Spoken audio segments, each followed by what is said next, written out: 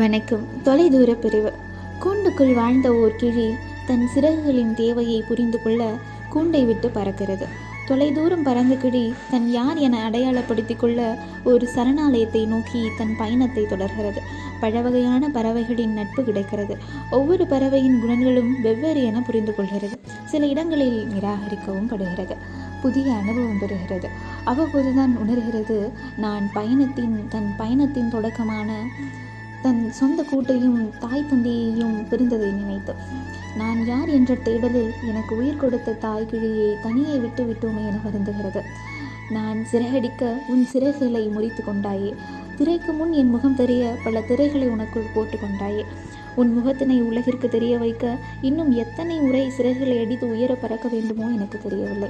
ஆனால் என் சிறகுகள் இருப்பினும் அதனை நான் இழப்பினும் உனக்காக நான் சிறகடித்து கொண்டே இருப்பேன். உன் பிரிவில் வாடும் உன் செல்ல கிளி நான். நன்றி.